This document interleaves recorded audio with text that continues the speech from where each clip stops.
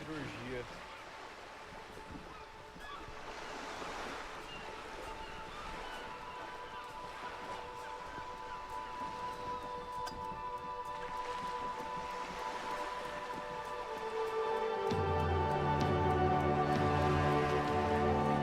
You're back. Good.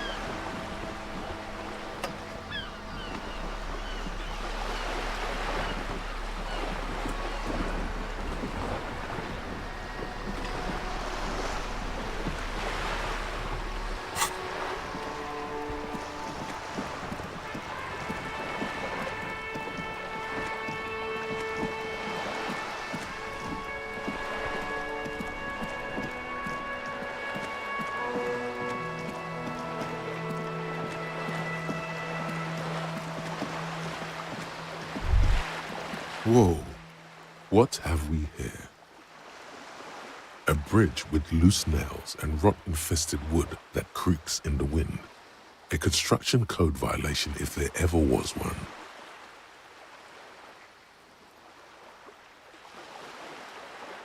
Guess so. Just be careful out there. One false step could cost you dearly.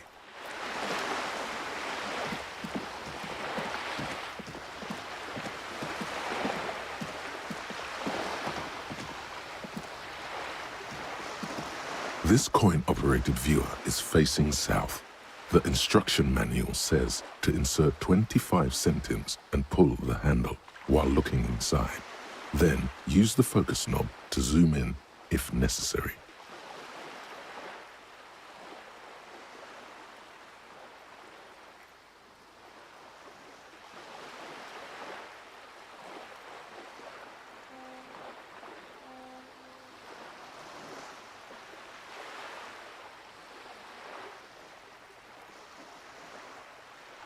Why place a tourist attraction in the middle of such poverty? Your money disappears into the coin slot, a clunk, the ring of metal. The curtains on the display open. You lean in to catch the view. It's blurry, different blues and greens. In the middle of the shimmer stands a drab grey shape, like a ghost. The lenses shift. The ghost sharpens into an islet in the bay. In the ruins, a man-made structure is visible, a half-sunken sea fort, its concrete almost reconquered by nature. It looks as if it was abandoned quite some time ago. Nothing but a rotten tooth remains of the anti-aircraft tower. A lonely birch tree grows out of it.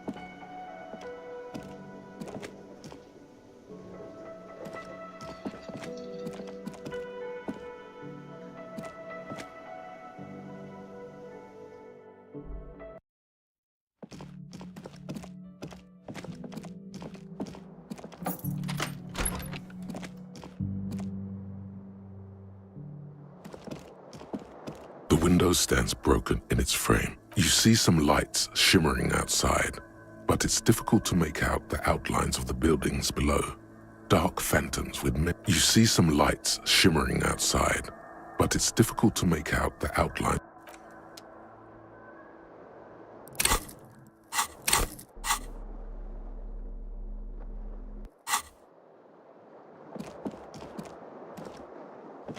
The fan stands still. The lights are on. The lights are on. The switch must be broken because nothing happened.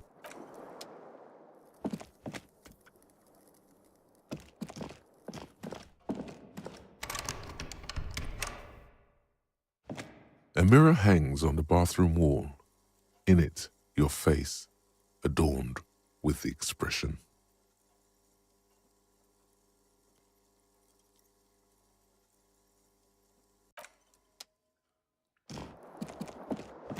The bed is cold and not particularly inviting, but it's yours. The sheets look awful.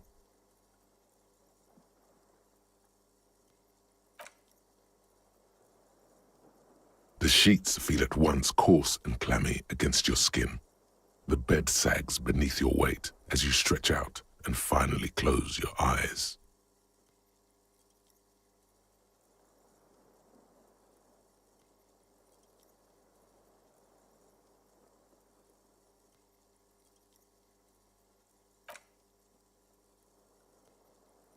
And then sleep doesn't come.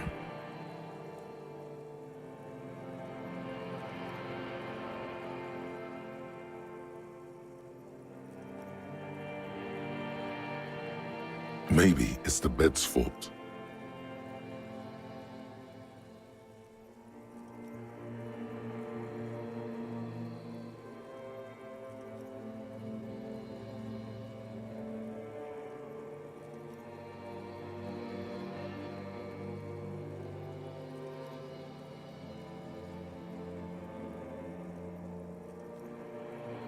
It's a little better. Colors, scenes, and half-formed phrases still litter your mind. Part of you is still trying to solve the case, isn't it? Something to do with, what was it that the lieutenant said? Union? And it's gone again. Your thoughts lost between the slowing brain waves. Your breathing steadies.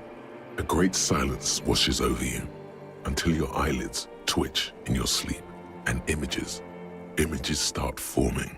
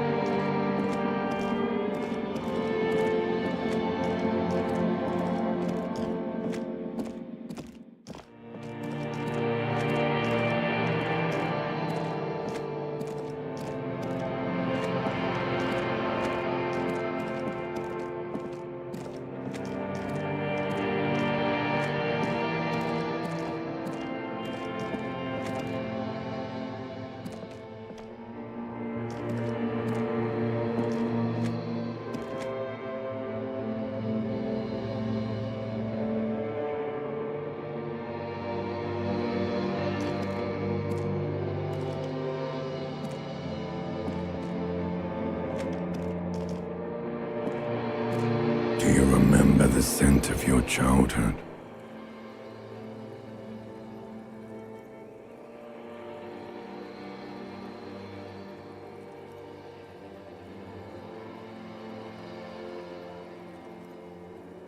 Do you remember your wife's hand on your face?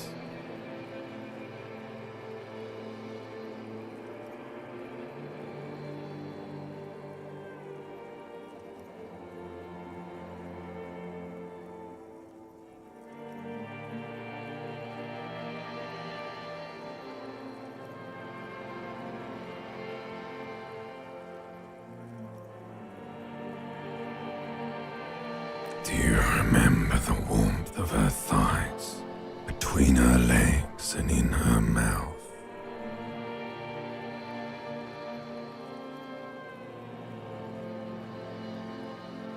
Oh no, funky baby, you stayed. It was the rest of it that left. Or you just stood there, with one hand on the bottle and the other on your dick, watching it go. Tell me, where are your friends? Human beings have friends, Harry boy. Where the hell are yours?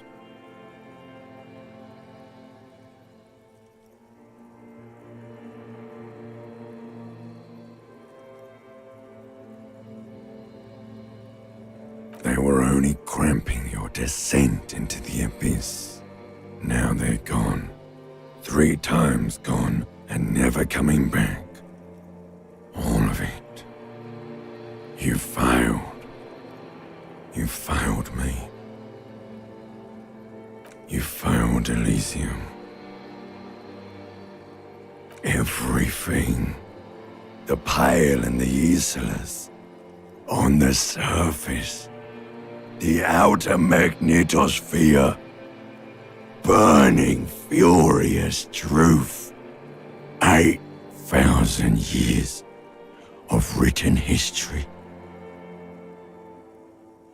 You really dropped the ball, Harry. 4.6 billion people. And you failed every single one of them.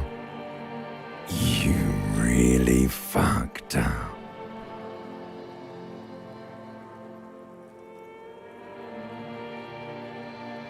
No, you haven't. You're just sleep talking. And the act is wearing thin, too. The spots on the disco ball fade around you. You'll be back in those cold snakeskins in no time. sweating up the bed. Stinky boy.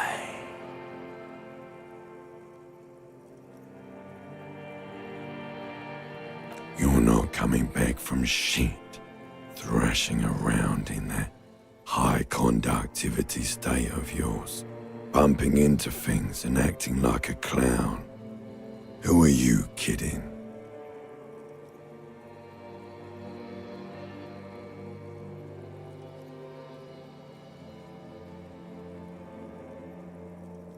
Your mind is what now? I can't hear you. The rest is just a word dream. Jumbled up garbage. The pictures are gone. The bed rises to meet you. A thin, sleep-like state. More glass than velvet grinding in your head. So something is wrong. Sleep shouldn't be this bad, this dry, this unnourishing. There's something wrong with your thoughts. Some kind of new type of hangover.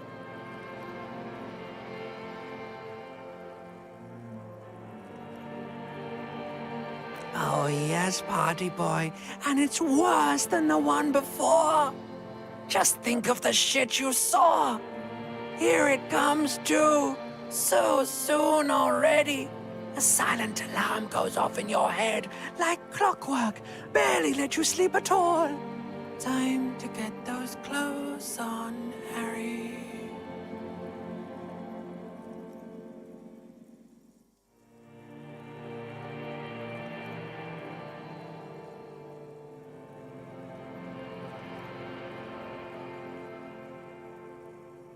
Time to go to work in the shit factory.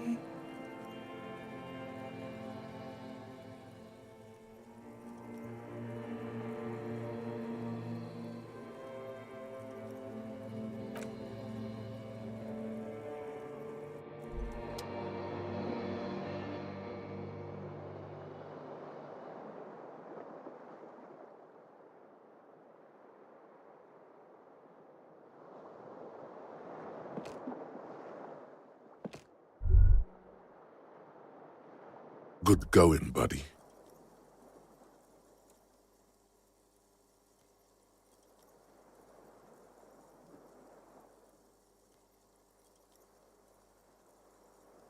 Yes. Wait till you see the one with the chick in it. It's gonna be a good one. You feel even worse this morning than you did last night.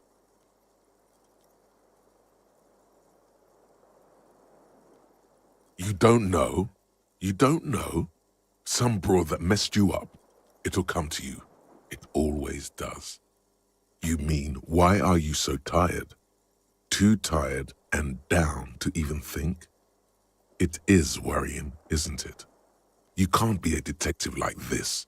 Detectives need to be able to think.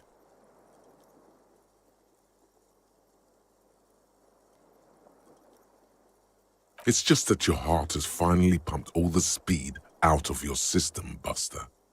Time to get... You're too weak to say no now. Waking up is the worst part. Maybe somewhere down the line you could decline.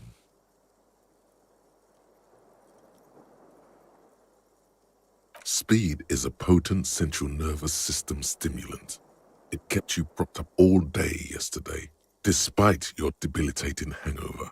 How else did you think you even got up from this floor? It's power, man. It's professionalism.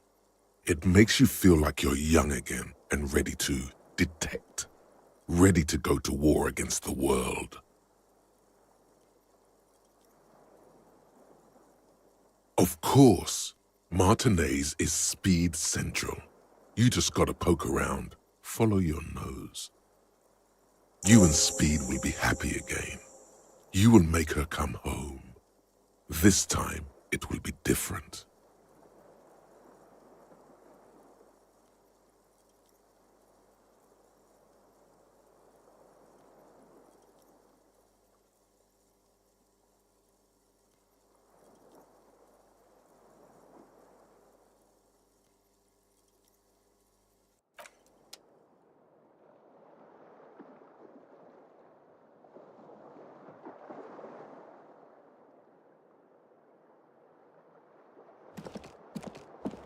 The fan stands still. The switch must be broken.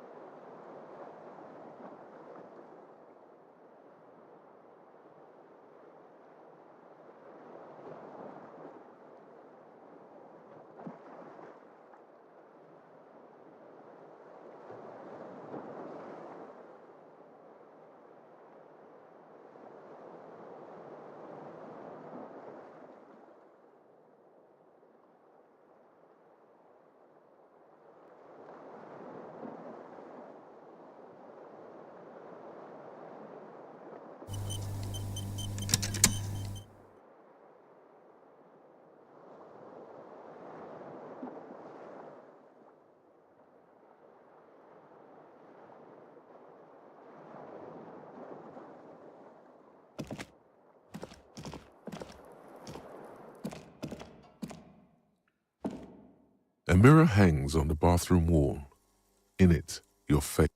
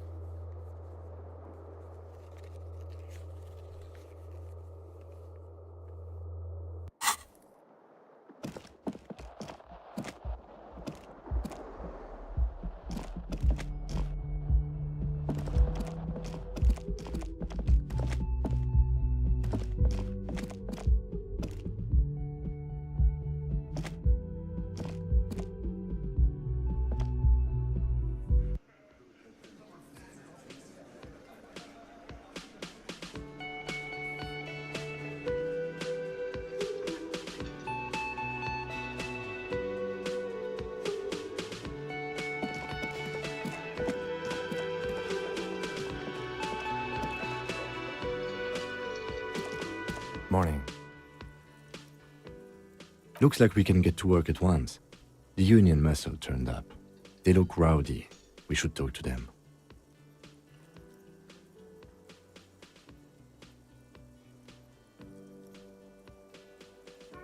I completely forgot. Sorry, I had a rough night's sleep. It's them by the looks of it. Loud and nasty, just like the manager. One loose thread less to worry about, and one big problem to replace it.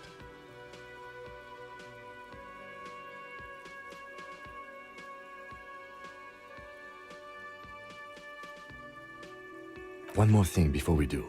We don't have to talk to them immediately. We can walk right past them, continue with our business.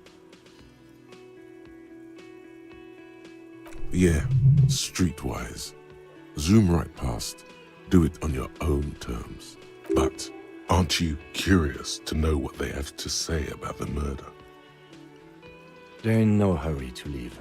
They think they own the place. Anyway, I leave that choice to you. Whatever.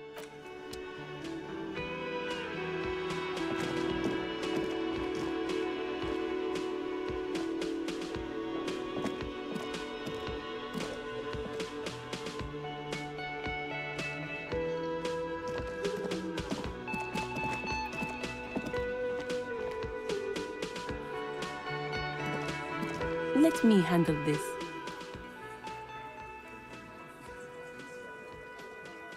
Detective disorientated. Are you still wondering where you are? This is Martinez, in case you've forgotten. I advise you not to overstay your welcome. Her entire character has shifted. This young woman is cold as ice.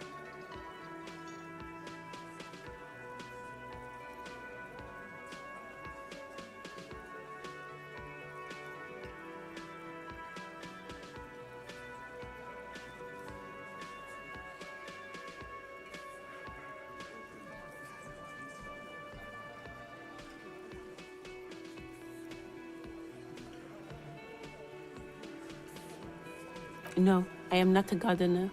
I'm a legal counselor for the Dock Workers Union. So let's get to it. You're looking for Titus Hardy? You think he has information that will help you? Maybe he does.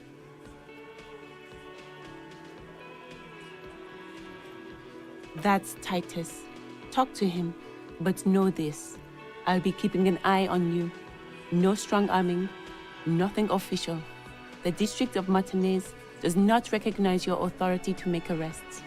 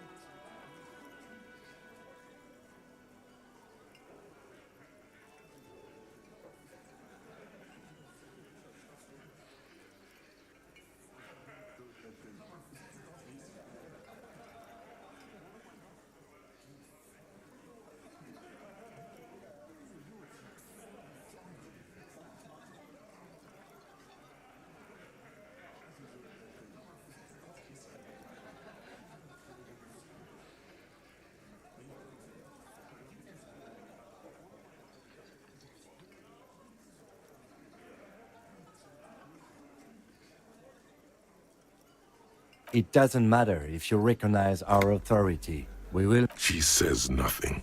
Her glare speaks for her. Could this be the Miss Beaufort that Easy Leo mentioned?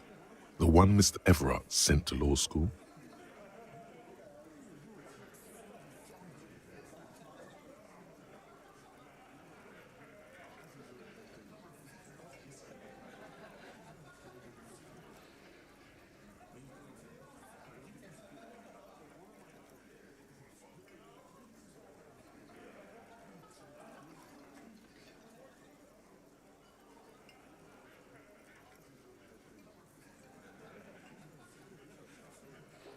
I suggest not wasting time on trivial pleasantries and focusing on why you are actually... Even though she has excellent control over herself, something moved behind her eyes, in the way she stands, in her face.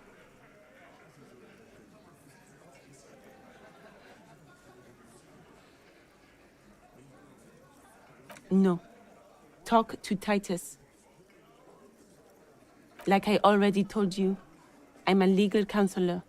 Do you have hearing problems? What you want is of no significance, officer.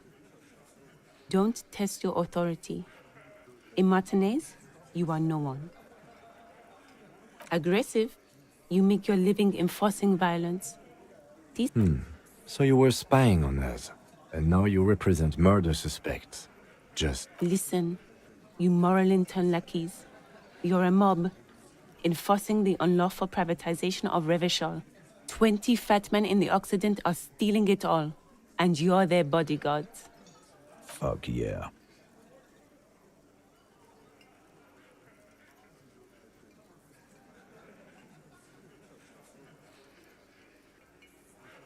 So ask what you came to ask, or get back to your commanders.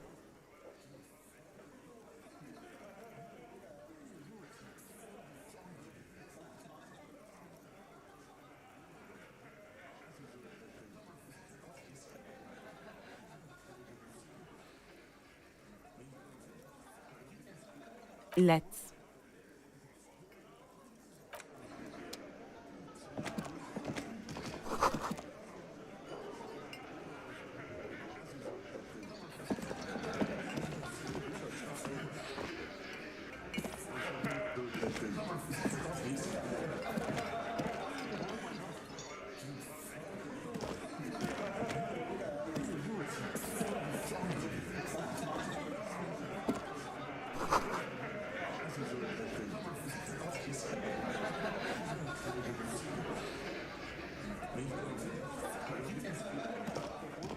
This is where you say your bit.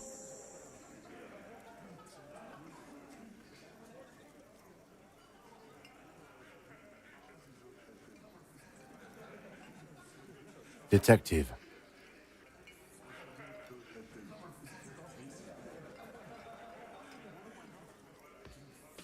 Hey, dipshit. You hard of hearing or something? The boss man's talking to you.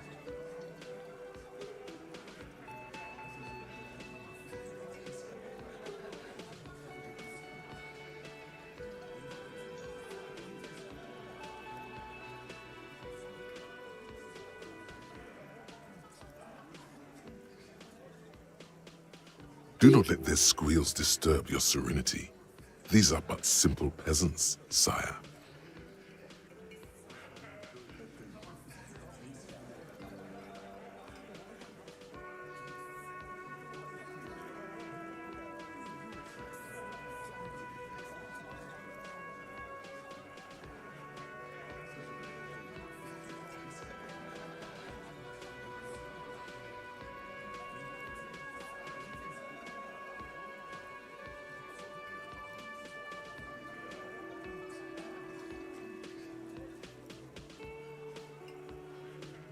What, is he fucking kidding? This guy high or something? Hey, asshole, up here. We're talking to you.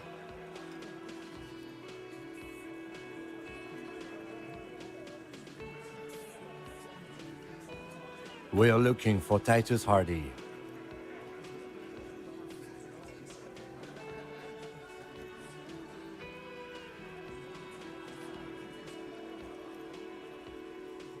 Oh, this is about him. A real looker, that one. You're sure taking your time, waiting for him to get ripe and pretty for you, huh? Oh, he was a real pretty boy by now. Real hot stuff. Letting out that pretty boy smell. Time to go to work in the shit factory! Easy, boys. These janitors have a hell of a job cut out for them. I mean, I wouldn't go in there for $1 million.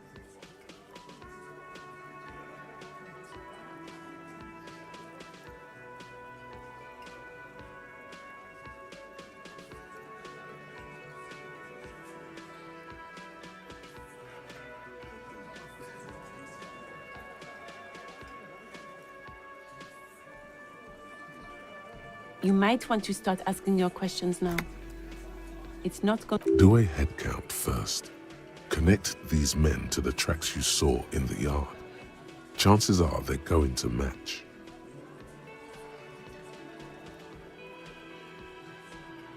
Starting from the right, boot size 44, blonde man, in his 30s, overbearingly masculine.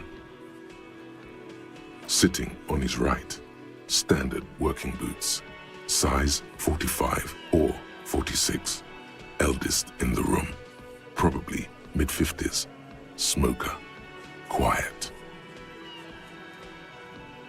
Across at the other table, hobnailed working boots, size 43, gang tattoos, Mesk or Sarah Mauritian, in his late 30s, early 40s.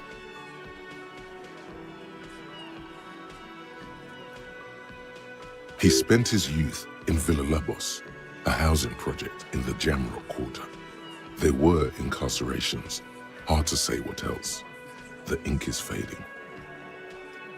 And then, standard working boot, steel reinforced toes, size 46, the big dick, wide at the shoulders and lean at the hips, rugby cap, fingerless gloves, and numerous scars, a little under 40.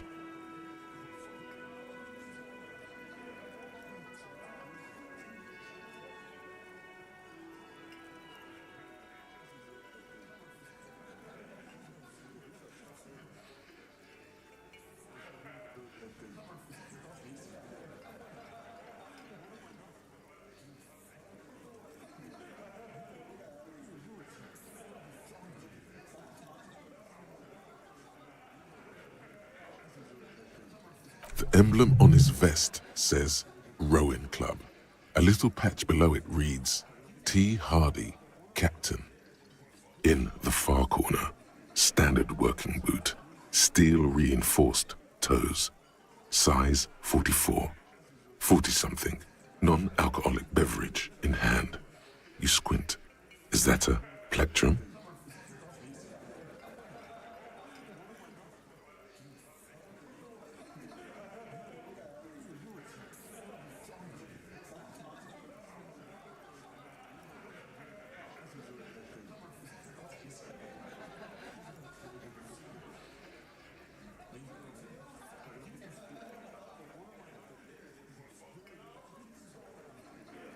Size 41, with the light step.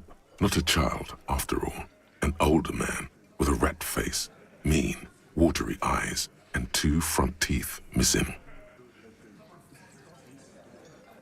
In the middle, heaving and wheezing, big guy, boot size 46, deep marks, probably carried the victim over. He alone is 130 kilos. Add the man in armor, and you could easily exceed 220.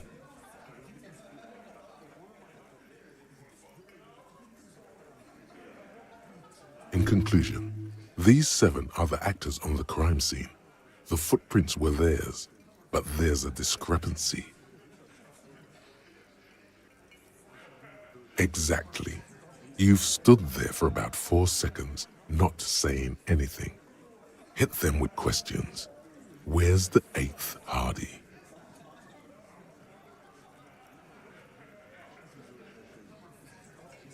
The fuck is with you, fella?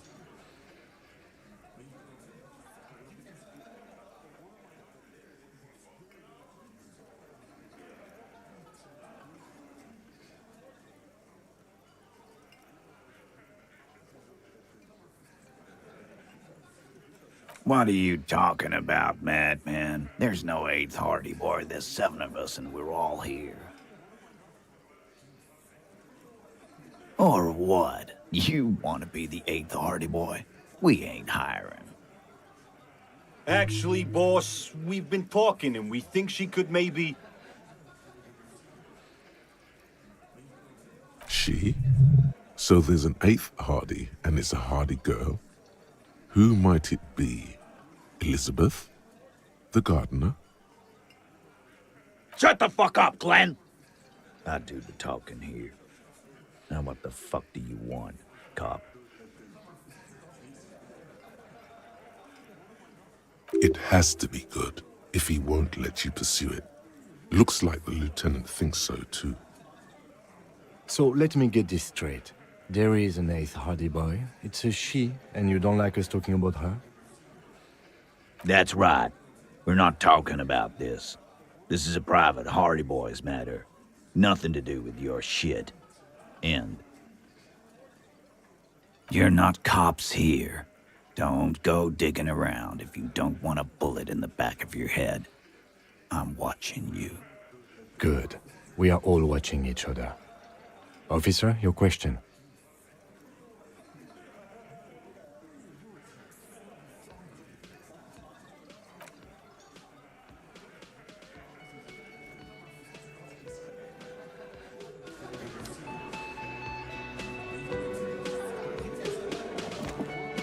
Behind the dockworkers, a ceiling-height window.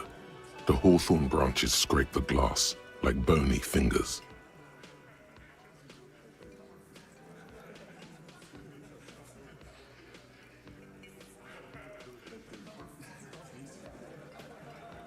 There's a little slide panel up there to let some air in. No need to open it in spring. It's still too cold outside.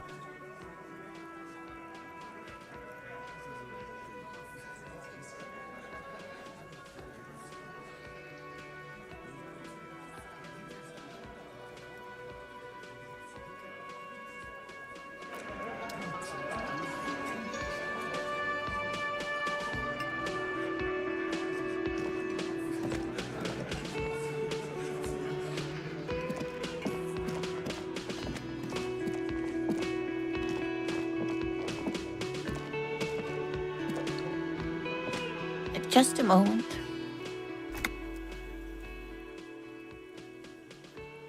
She's agitated, judging from the way she keeps pulling at the frayed edge of her blanket.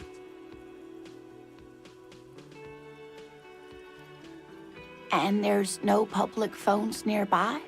The closest phone booth is down the coast. Sorry for the inconvenience, ma'am.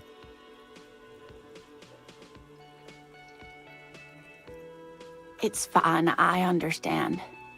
Thank you anyway. I'm glad to see you again, dear.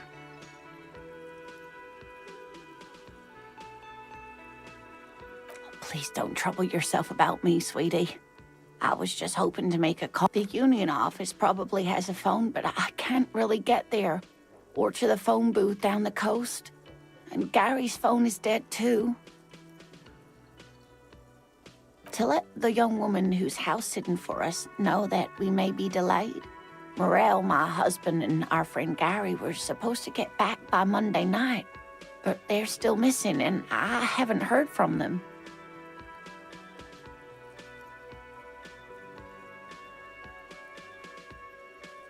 I was also hoping she'd heard from Morel. A little missing persons puzzle might just be the thing to take your mind off the hangover.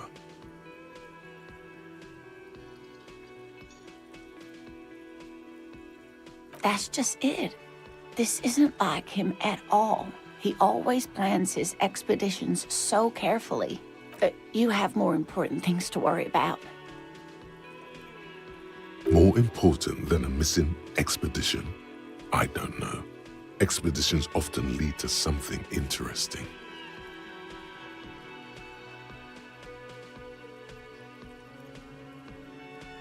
Oh dear, I'm not sure where to begin.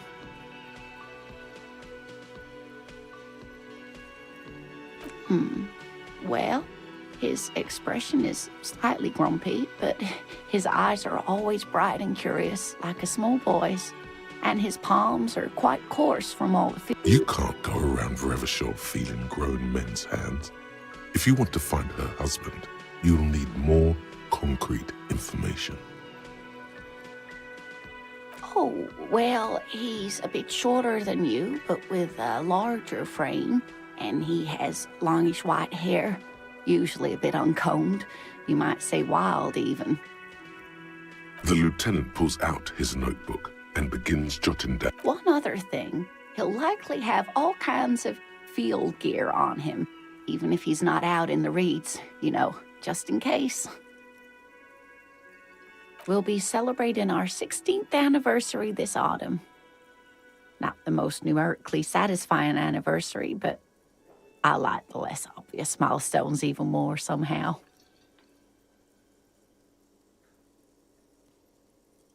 Via dating agency, I'm ashamed to say. I was looking to get back into the scene after recovering from my accident, and he'd just divorced. We hit it off, and, well, here we are. She's skipping over some important parts. Perhaps you'll find out more later. I hope I've been useful. Just some field work, sweetie. Morel is a highly trained scientist. He and his assistant Gary are studying an extremely rare species, but they should have returned by now. They were just going down the coast across the waterlock to set a few traps. He said they'd be back on Monday. What could... The waterlock, that was broken. Could this be it? Oh, sweetie, it's nothing like that. Gary's as loyal as they come. I trust him with my husband's life any day. Oh my, what happened to the waterlock?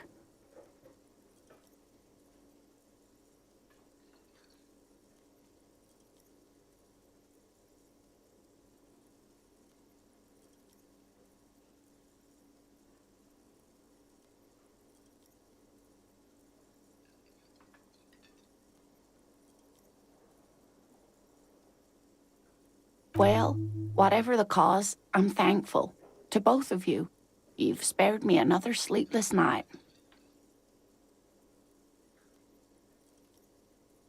You're welcome, ma'am. I hate to ask, but if your investigation takes you to the other side of the coast, please do keep an eye out for my husband.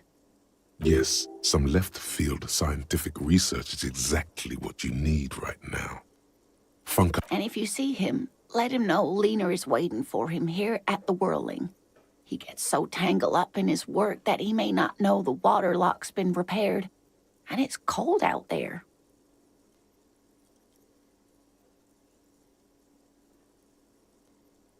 Oh, you're such a dear. Thank you, sweetie. Oh, yes. A zoologist. A cryptozoologist, to be more precise. It's a pseudoscience that attempts to legitimize research into mythological beasts and urban legends. That's one opinion, yes. And people... She's used to playing off such insults casually, but they still affect her. My apologies, ma'am. I did not mean to undermine your hobby. It's not a hobby, dear. It's a subfield of zoology, one specializing in animal species that are so exceedingly rare that many assume them to be extinct or even fictitious. Searching for such species called cryptids is difficult and often thankless, and frankly, many scientists are too lazy to do it. The quality of research at Revacholian universities has been on the decline, but you doubt there was ever a time when cryptozoology was embraced by the academic elite. Oh, sweetie, it's fascinating, but I shouldn't bore you with entomological minutiae. The lieutenant gives you a sideways glance.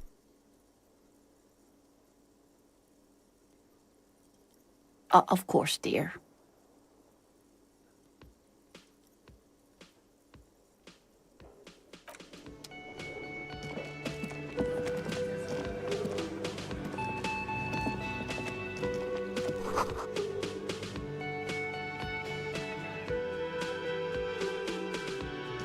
The man ponders his cooking utensils and gives you a little nod, acknowledging your presence.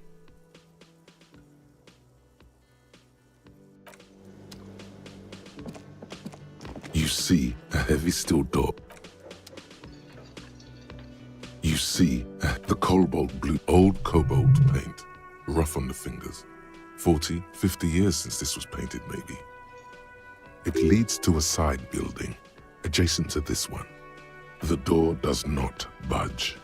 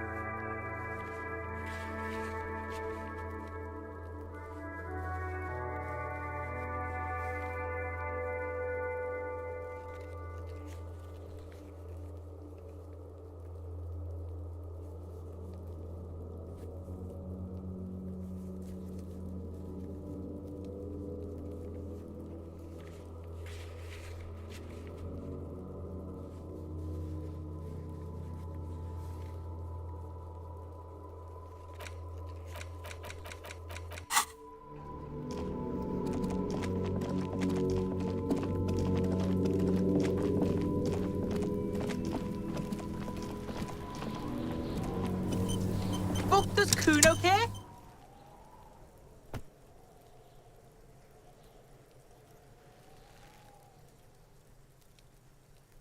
Fucking right, pig. Kuno's filling bathtubs with that shit. Kuno's a kingpin. Fuck no, pig. Kuno ain't dealing to the popo. Not doing the pork pen for your sad speed habit. You don't know Kuno. Belying the act, he's actually telling the truth. Or at least 0.00001% of it. He has a little speed. He's just not giving it. He's got to at least know a source. Look at him. You need to figure this out somehow. We need to befriend him first.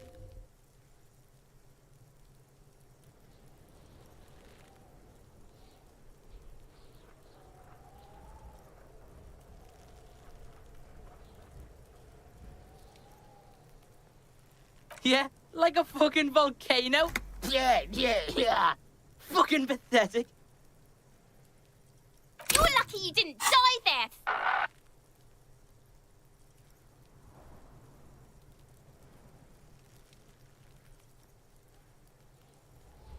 Yeah.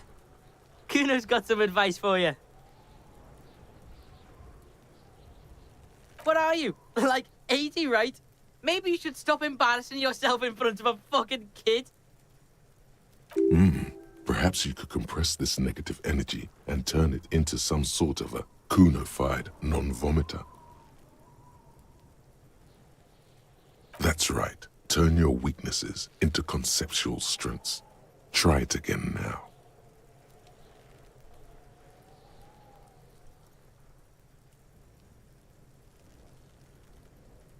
Kuno's Kuno pig?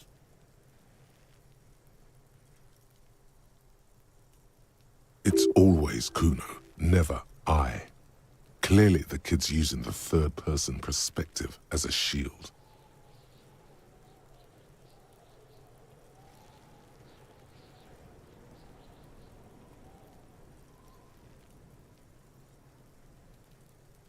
Yeah? Kuno's in a fucking gang. In a bang gang. Kuno bangs for Magie, bangs for Mazda, bangs for Revachol. Watch out, Kuno! He's trying to fiddle you! He's gonna put his hands on you! Help! Pig's got Kuno! Help! Rape! Help! He's got the Kuno, help! Everyone can hear. You need to get the hell out of here before.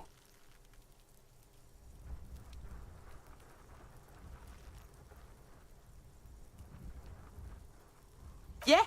Get out of here before the Kuno beats the shit out of you. Yeah, that's right. Drag your fat ass out of here, fat boy, before Kuno fucks you. Bang! Got fucked by the Kuno. We alright? You wanna get fucked again? Come back.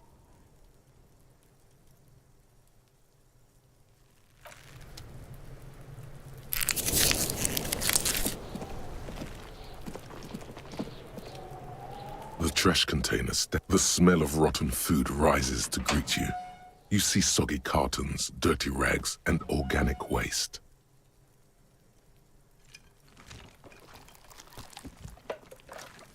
You see, you've done this before. The movements are recorded in your elbows. A box falls into pieces in your head. Not much to see here anymore. Just, there's nothing more of interest. The container sounds a muffled gong.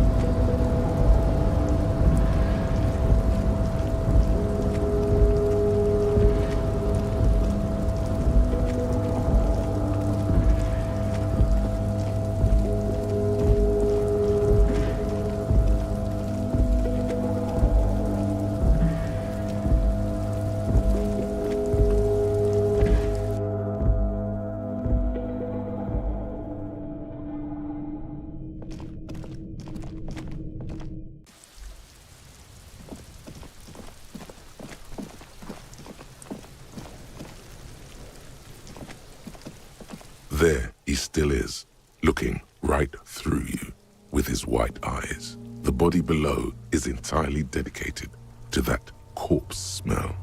Emitting it is all it does now.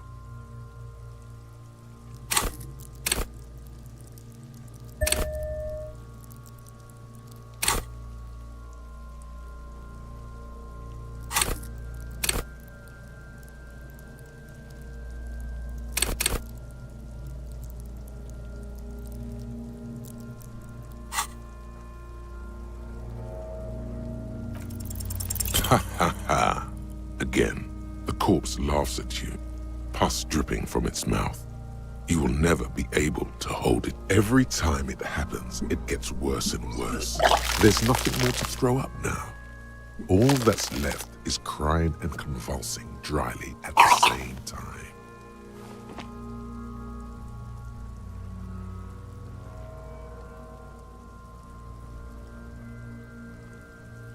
The lieutenant is clearly at a loss. Officer, you just need to be stronger. Learn to keep it in long enough for us to work. There's nothing. You can open this white check again by going to your character sheet and spending a skill point to upgrade your endurance. Relax. It's okay if you don't make it today. The bloated corpse isn't going anywhere.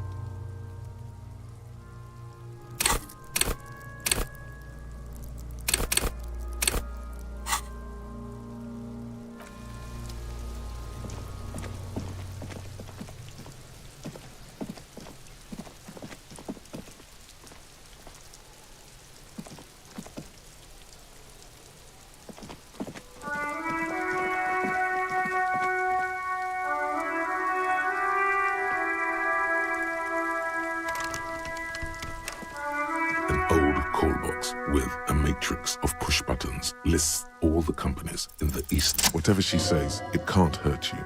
You're a different person now. Stronger, healthier, and... Alright, maybe not healthier, but it's a bonus that you've drunk so hard you can't remember any of your past relationships. Oblivion's the ace in your corner.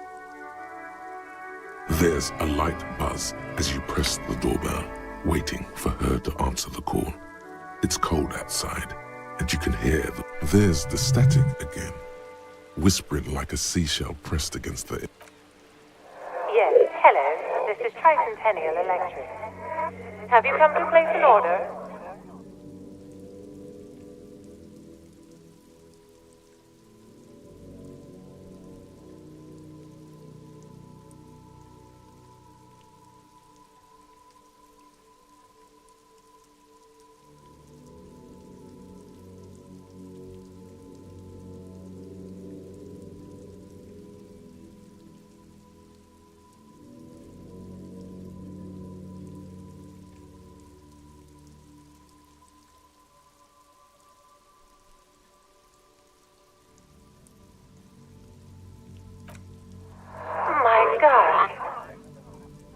Here come the bad vibes again. Relax. Distance yourself from it.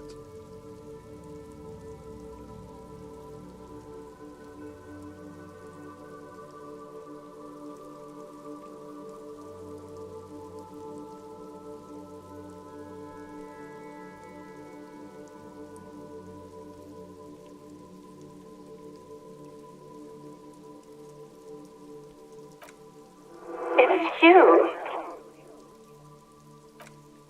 My God, I didn't think I would hear your voice again. Wait, is she...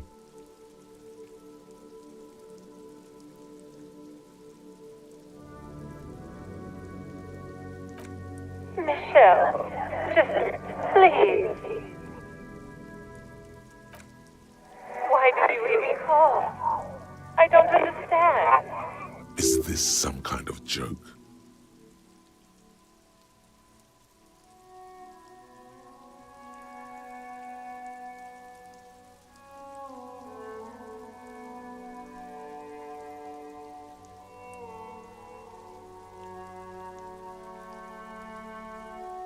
The voice from the intercom doesn't answer, but you can hear her breathing. Wind blows into your microphone again, crackling and echoing in the box. Ever since I came to work here, it's been different. As if my mind's been wiped clean. It's so nice. It's so nice to be able to finally forget about you. And then it hits you. She tries again not to cry, and still doesn't succeed completely. Her quiet sobs sound old and distant, as if her voice is being played off a wax cylinder.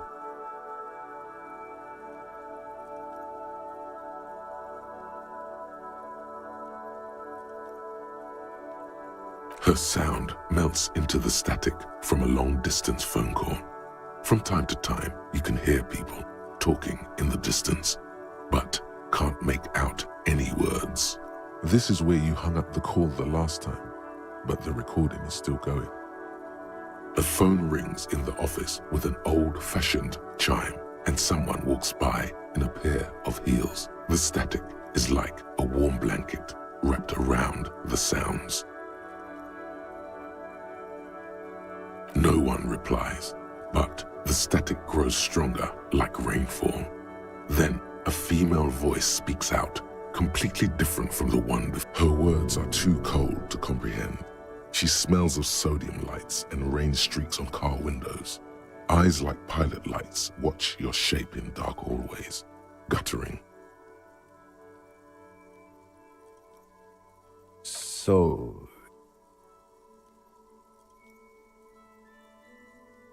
it was a recording trapped in the circuitry from some ancient tenant. This sometimes happens. Shall we conclude here? We have other mysteries to solve. Don't take this the wrong way, but during our short stint working together, something weird is... That is true.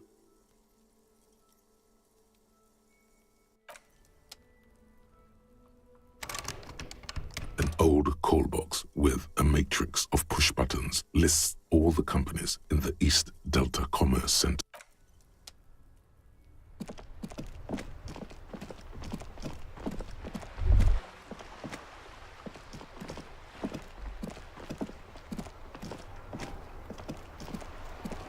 The dented yellow mailbox greets you with its graffiti.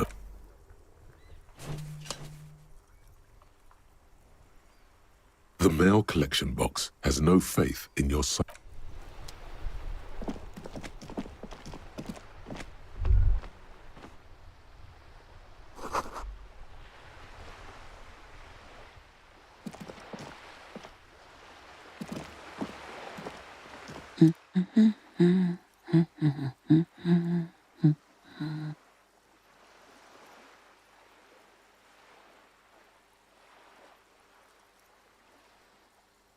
Hello?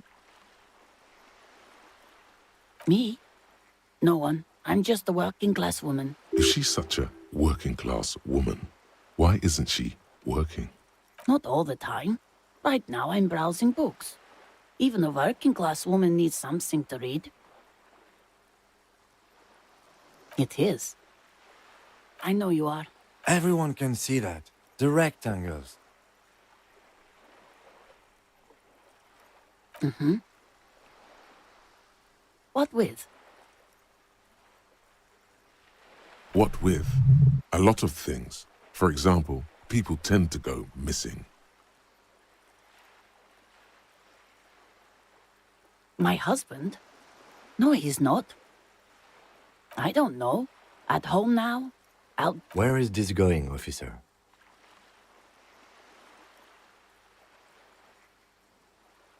Yes, but... I don't really need to know where my husband is. Not all the time. No.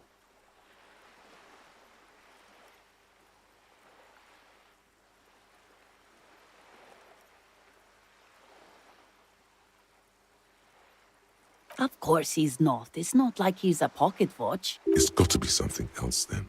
Why else would you be asking her if it wasn't?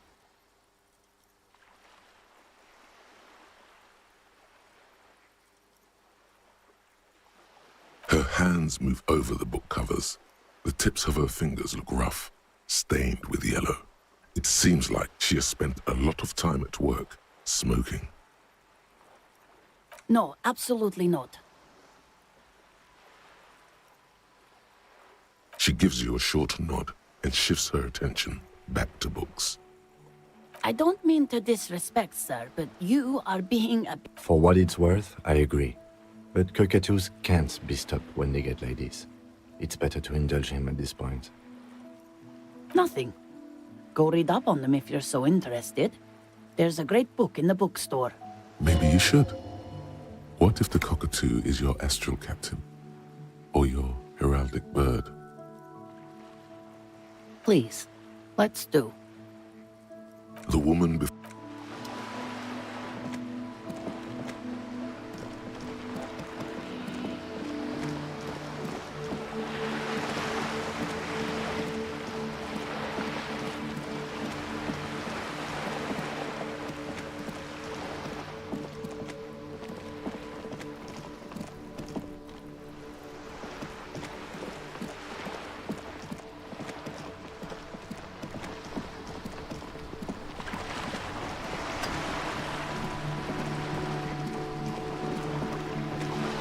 You're back. Good. What can I help you with? Not an umbrella, I hope. I don't need one myself, you see.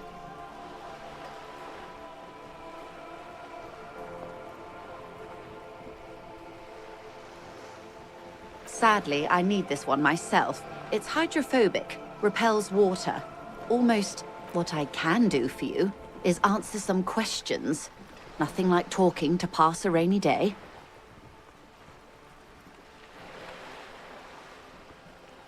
More lessons in basic reality? My favorite part of the day. Go ahead, ask me anything. Glad to have been of assistance. The little that I know. Anything else? I'm afraid I can't say any more until we've taken care of formal protocol.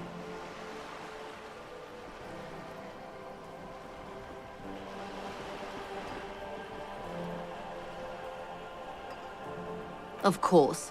The situation is extremely volatile.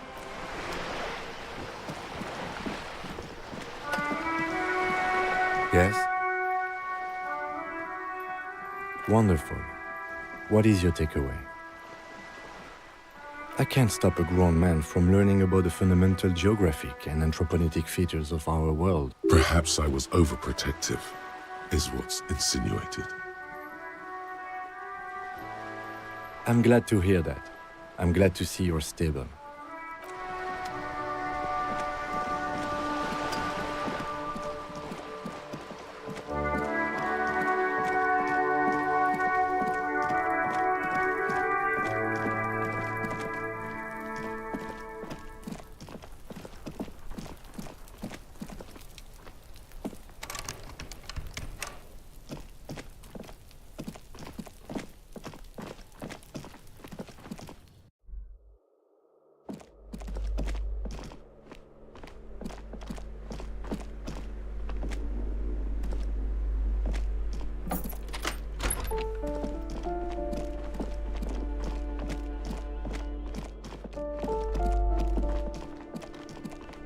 This door has been closed with a padlock.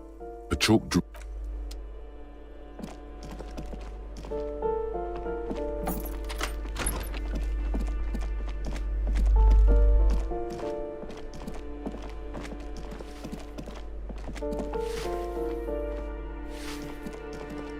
Give me a moment.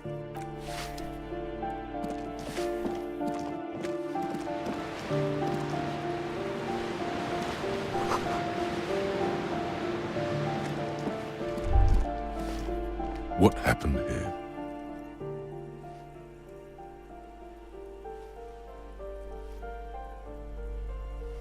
Put your emotions aside. Try to focus on abstract, impersonal things.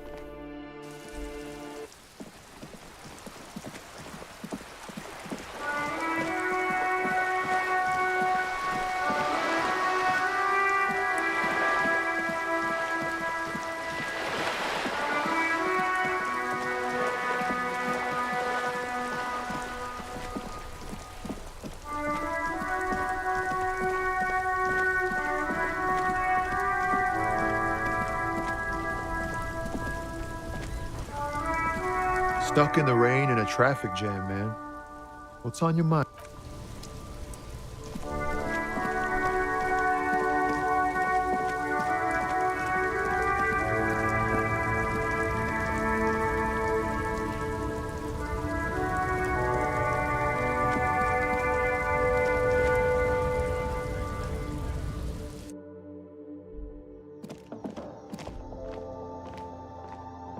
You see several packaged raincoats fill a low shelf beneath a display of croissants and juice bottles. The raincoats are transparent, except for the big fritta.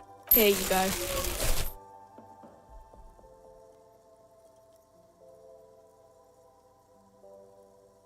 What is what? A raincoat? You know, like the one you bought earlier?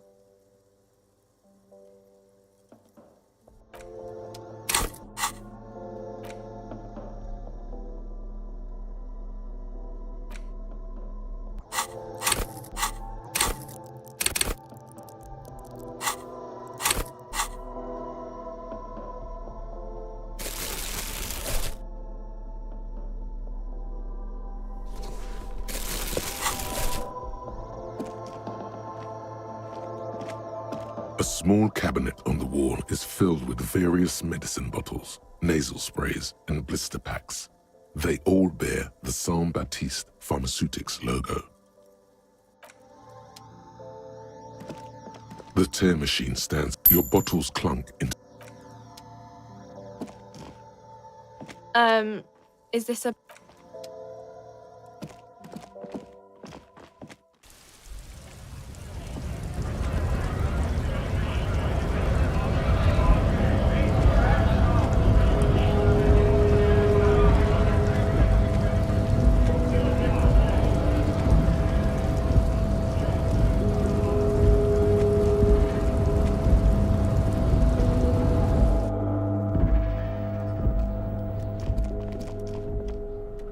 The file cabinet stands steady as ever, and the unlocked drawer slides out to greet you.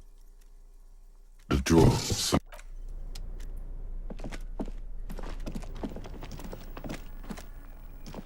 The already familiar cold touch of plastic welcomes you as you pick up the handset.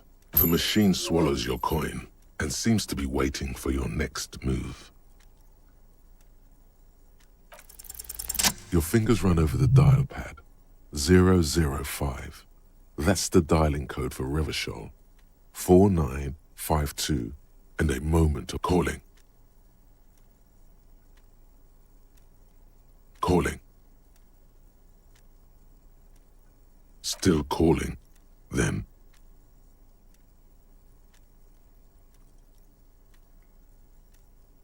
Video Revachol, 24-hour video rental. We rent 8 and 10mm film for home use. This is Lamy. How may I help you? The voice of a youngster on the other end sounds as enthusiastic as that of a man walking towards the gallows. Video Revachol is a 24-hour video rental. We rent 8 and 10mm film for home use. This is Lamy.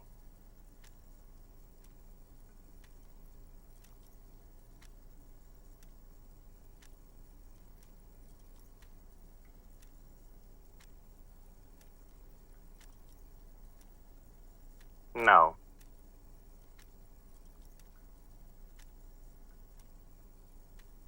Sir, I don't know. It's a video rental. Maybe you rent videos here. Maybe you call to extend your rental period. Do you need to extend your rental period?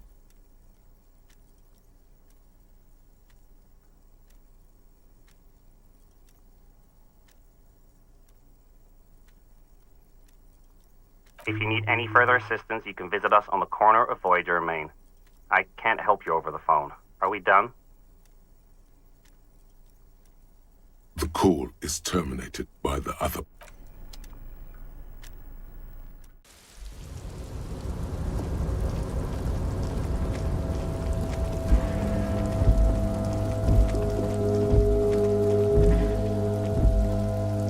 This is the night watchman's booth. The chair is not as austere as the drawers are empty, save for old timesheets and...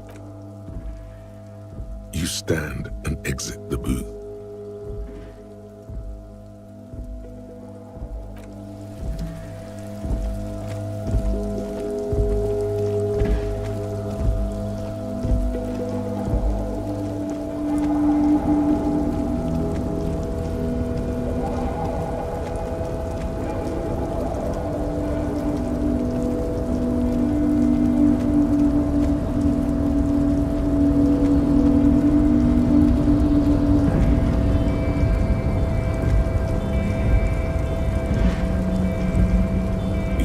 Before the cargo container. Its drawer has not lessened since you were last here. If anything, it seems to have grown slightly.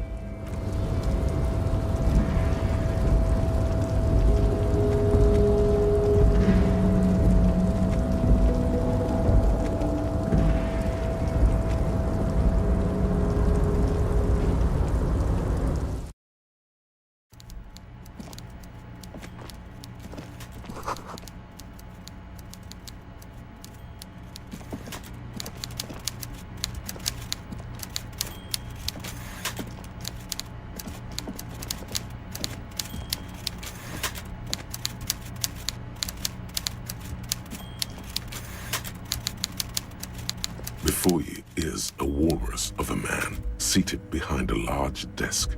He looks up from his work, not the least bit surprised to see you.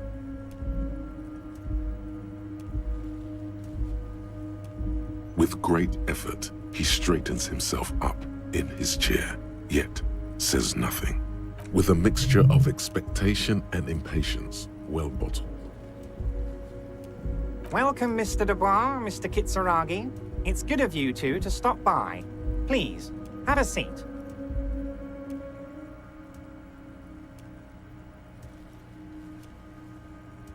I'm Everard Clare, head of the Debarders Union here in Martinez.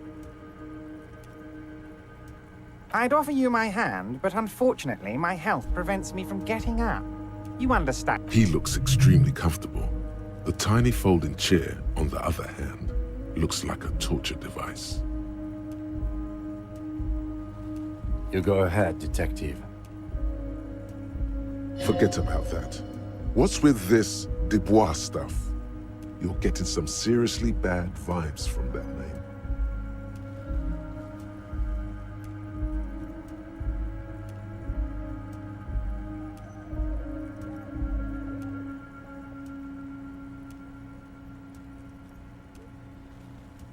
Please, Mr. Dubois, let us converse in a civilized manner, as equals.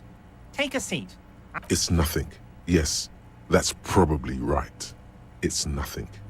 Forget about it. Filter it out. Excellent, Mr. Dubois. I can see that you're a reasonable man, and reasonable men can be of great use to one another.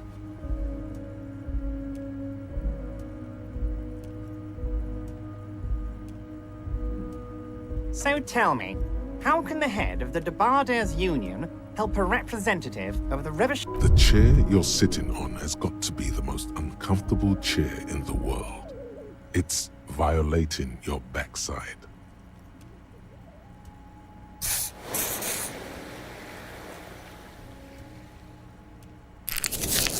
Oh, by the way, I heard you got a rather rude reception from a certain Lawrence Gart.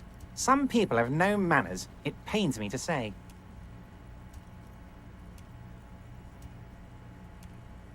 This should take care of that nonsense.